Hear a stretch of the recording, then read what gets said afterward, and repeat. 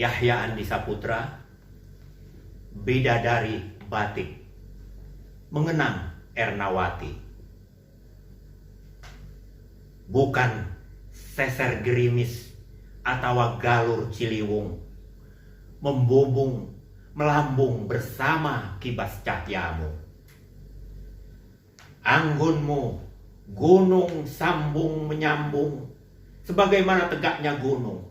Aku limbung meruyung linglung mencarimu. Di mana kamu ketika aku kehilangan ujung tempat bergantung? Kau bidadari, aku menyadari, tetapi senantiasa kau berlari menghindari. Aku hanya mampu memaki diri sendiri. Kau bidadari menggores semesta, biang lala amat sempurna. Lalu aku lihat kamu menyembul dari masa lalu.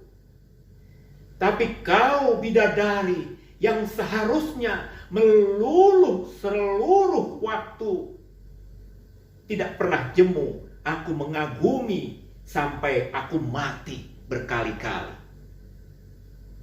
Orang-orang mencarimu, terutama perempuan-perempuan itu yang mengoleksi, membaluri tubuhnya dengan malam,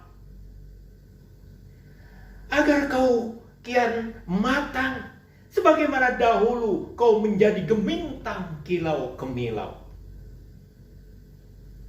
Kau bidadari batik, lemah gemulai, menggores ujung canting, bermalam kental, pada primis sima putih, tegas teguh, menoreh cerita, mengekalkan cinta.